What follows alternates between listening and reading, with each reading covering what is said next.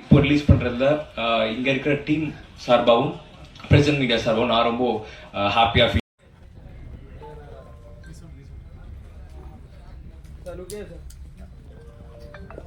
விழாவுக்கு வந்து சிறப்பு செய்த அனைவருக்கும் எனது நெஞ்சார்ந்த நன்றிகள். எல்லாருக்கும் வணக்கம். இந்த ஃபங்க்ஷனுக்கு வந்திருக்க பத்திரிகையாளர்களுக்கும் சிறப்பு விருந்தினர் வந்திருக்க தனஞ்சயன் சார் அவர்களுக்கும் என்னோட இன்னொரு அப்பா மாதிரி அப்பா ஜீவா ரவி சார். ஏன்னா நிறைய இடத்துல அவர் கூட நான் அதிகமாக கான்டாக்டில் இல்லை, பட் அமர் மூலமாக தான் அவர்கிட்ட பேசுவேன், நிறைய இன்ஃபர்மேஷன்ஸ் கொடுப்பாரு. ஸோ அவருக்கும் என்னோட நன்றியை தெரிவிச்சுக்கிறேன். இந்த படத்தில் பார்த்தீங்கன்னா கிட்டத்தட்ட 1200 விஎஃப்எக்ஸ் ஷாட் இருக்கு. ஸோ ஒன்னொன்று, அதாவது ஒரு நார்மலாக ஒரு சின்ன படம் பார்க்கும்போது ஒரு சின்ன எக்ஸ்பீரியன்ஸை சொல்கிறேன். இது என்னோட பெர்ஸ்பெக்டிவ்ல சொல்கிறேன். என்னன்னா ஃபர்ஸ்ட் நான் மணி பிரதர்கிட்ட கதை சொல்லும்போது 2 கதை சொல்லியிருந்தேன். ஒன்று ஒரு அப்பார்ட்மெண்ட்லேயே நடக்கிற மாதிரி ஒரு கிரைம் த்ரில்லர் மாதிரி சொல்லியிருந்தேன். இன்னொன்று இந்த சதுர் படத்தை தான் சொல்லியிருந்தேன். சாரி, எனக்கு கொஞ்சம் நர்வஸ், தப்படுத்துக்க வேண்டாம். ஸோ சதுர் படம் சொல்லியிருந்தேன். அப்போ அவர் என்ன சொன்னார்னா, இந்த பட்ஜெட்லாம் இது பண்ண முடியாது, ஸோ இது வேண்டாம், அந்த அப்பார்ட்மெண்ட்டில் நடக்கிற அந்த ஸ்கிரிப்ட் நல்லா இருக்குது, கொஞ்சம் ஈஸியாக இருக்குது, அதை பண்ணலாம் அப்படின்னு. நான் என்ன சொன்னேன், இல்லை அதை பண்ணலாம், இப்போ அப்பார்ட்மெண்ட் ஸ்கிரிப்ட் நல்லா இருக்கு, கண்டென்ட் நல்லா இருக்கு, இதுவும் கண்டென்ட் நல்லா இருக்கு. பட் என்னதான் கண்டென்ட் இருந்தாலும் தேட்டருக்கு வரணும்னு நினைக்கிறோம். தேட்டருக்கு வரும்போது ஆடியன்ஸ் கொஞ்சம் எதிர்பார்ப்பாங்க. ஏன்னா என்னோட ஃப்ரெண்டு ஒரு கான்வர்சேஷன்ல கூட பேசும்போது என்ன சொல்றாங்கன்னா, சின்ன படமா இருக்கும்போது அதை போன்ல பாத்துக்கலாம், இல்ல வந்து தமிழ் ராகஸ்ல அவனே சொல்றான், தமிழ் ராகஸ்ல பாத்துக்கலாம், நம்ம வர்றதே வீக்லி ஒரு டைம் தேட்டருக்கு, அதை ஒரு கமர்ஷியலாவோ என்டர்டைன்மெண்டா பார்க்கலாம் அப்படின்னு சொல்லுவோம். ஸோ ஒவ்வொருத்தவங்களுக்கு ஒரு பெர்ஸ்பெக்டிவ் இருக்கு. கண்டென்ட் இருக்கிற சமயத்துல அட் சேம் டைம் கொஞ்சம் விஷுவலா சம்திங் புதுசா ஏதாவது ஆடியன்ஸ் எதிர்பார்க்குறாங்க. ஸோ அந்த மாதிரி நம்ம கொடுக்கலாம். இது என்னோட பெர்ஸ்பெக்டிவ், எதுவும் யாரும் தப்பா எடுக்க வேண்டாம். ஸோ அதுதான் அவர்கிட்ட நான் சொன்னேன், இந்த மாதிரி பண்ணலாம், நம்ம தேட்டருக்கு வர வைக்கிறேன்னு நினைச்சா மட்டும் பார்த்தாது, ஏதாவது சம்திங் டிஃப்ரெண்டாகவும் பிரம்மாண்டமா ஏதாவது பண்ணலாம். ஆனால் பட்ஜெட்ல ஒரு பட்ஜெட் சொல்லியிருந்தாங்க, அவர் நல்ல பட்ஜெட் கொடுத்தாரு. பட் இருந்தாலும் நம்ம நினைச்சதை அதை கொண்டு வரணும் அப்படின்னு சொல்லி ஒரு பைலட் மாதிரி எடுத்தேன்.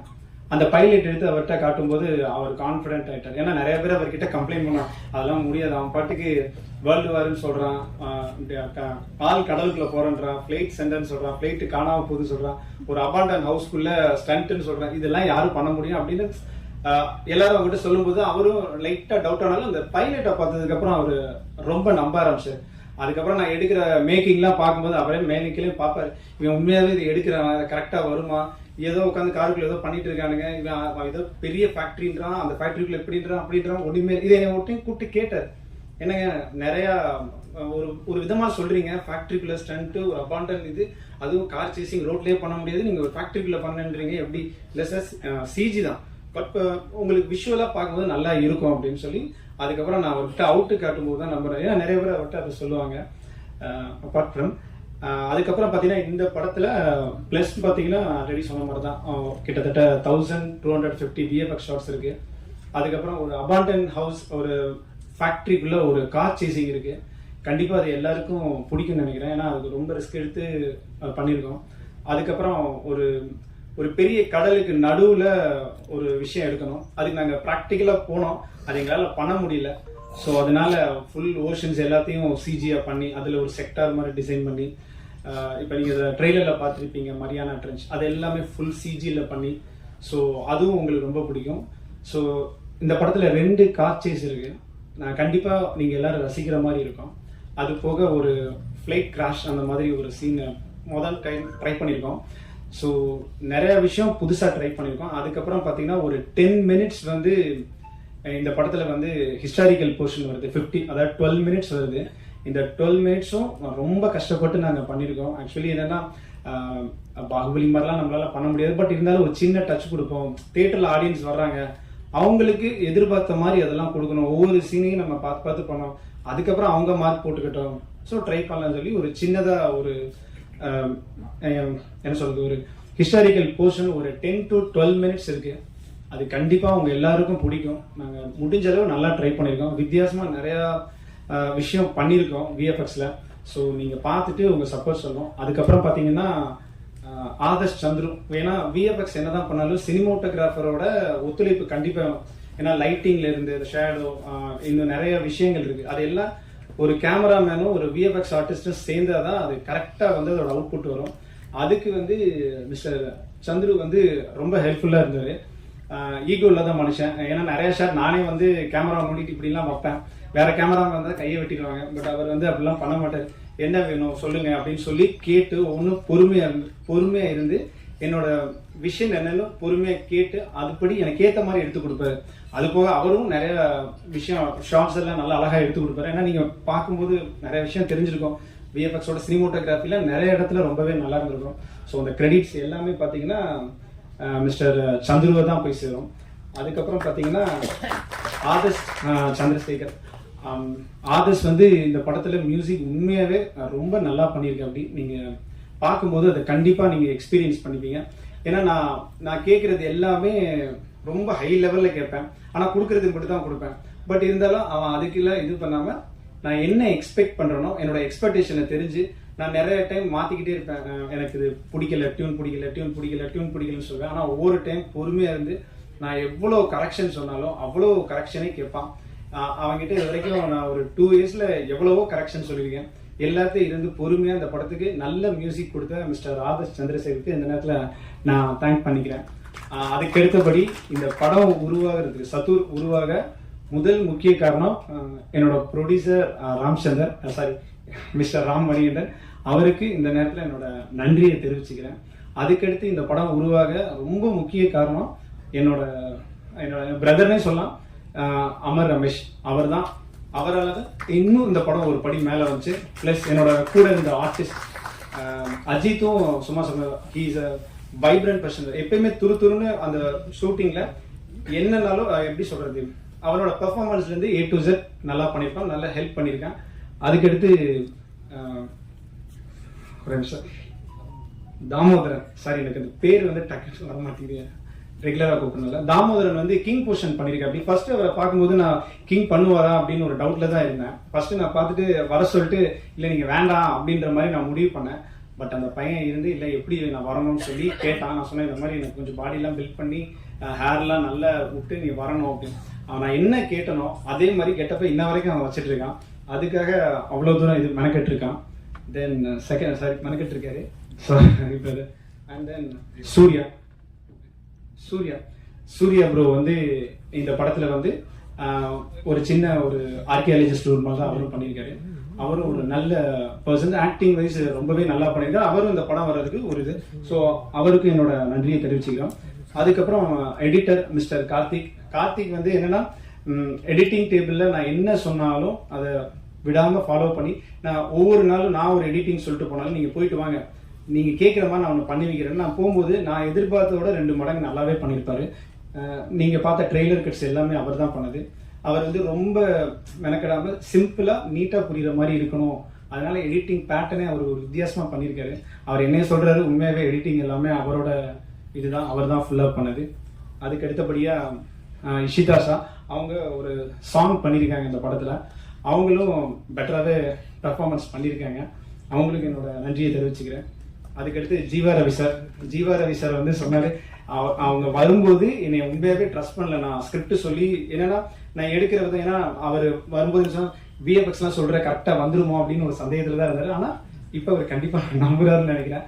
ஆனா அவர் மாதிரி ஓப்பனா பர்சனலா என்னோட குட் பேஜஸ்ல இருக்கிற ஒரு பர்சன்.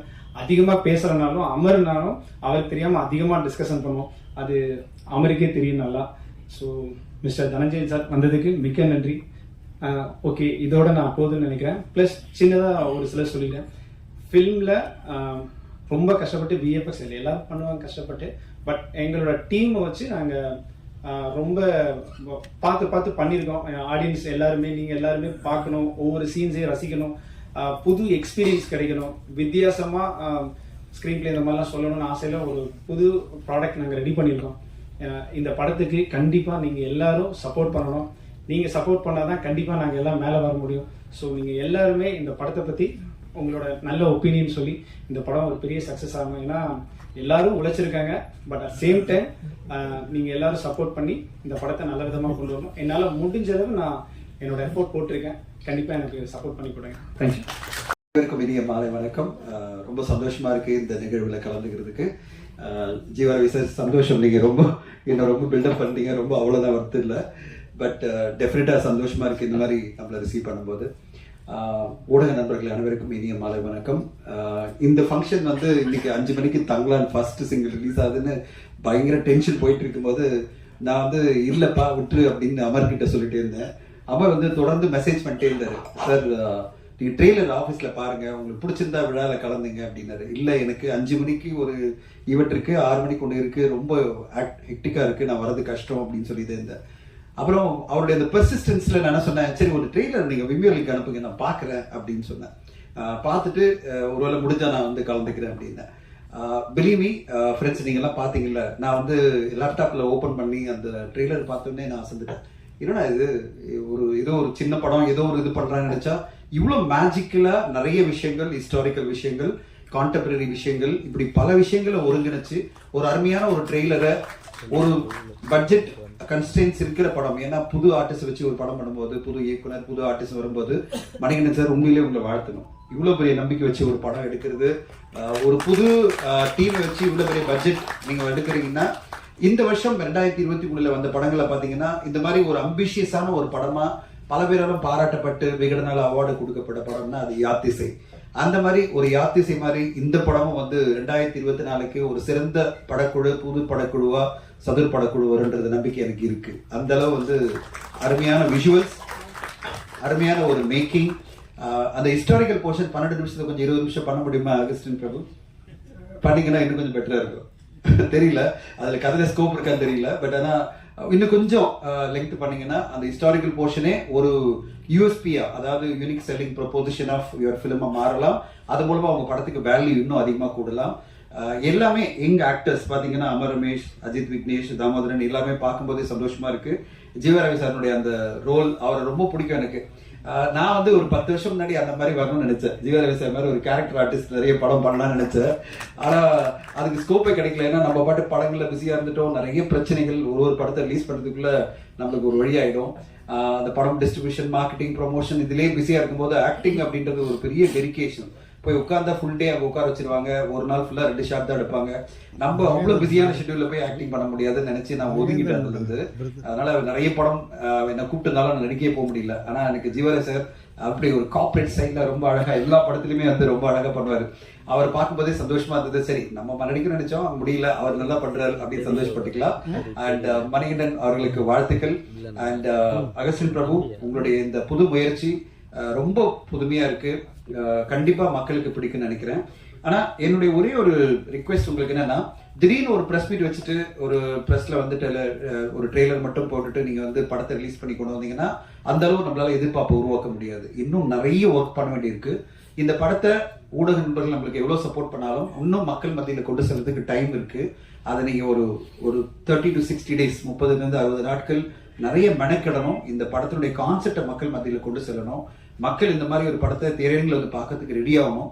நீங்க எதுவுமே ரெடி ஆகாம படத்தை வெளியிட்டீங்கன்னா அதான் நடந்துட்டு இருக்கு நிறைய சிறு பட்ஜெட் படங்களுக்கு. இன்னைக்கு பாத்தீங்கன்னா எக்கச்சக்கமான சிறு பட்ஜெட் படங்கள் வந்து மக்கள் திரையரங்குக்கு வராம, அவங்க வந்து பெரிய படம்னா நான் திரையரங்குல பாக்குறேன், அதாவது ஒரு லைன், பெரிய படம்னா பெரிய ஸ்கிரீன்ல பாக்குறேன், சிறிய படம்னா சிறிய ஸ்கிரீன்ல பாக்குறேன், அதாவது லேப்டாப் இல்ல மொபைல்ல பாக்குறேன்ற ஒரு மனநிலை, டிவியில பாத்துக்கிறேன்ற ஒரு மனநிலை ஆடியன்ஸ் மத்தியில நிறைய வந்துருச்சு. அது வந்து எந்த அளவு பாதிக்குதுன்னா, ஒரு காலகட்டத்தில் சிறு பட்ஜெட் படங்களுக்கு நான் கிட்டத்தட்ட 20 வருஷமா இப்போ சினிமா இண்டஸ்ட்ரியில் இருக்கேன் ப்ரொடக்ஷன்ல.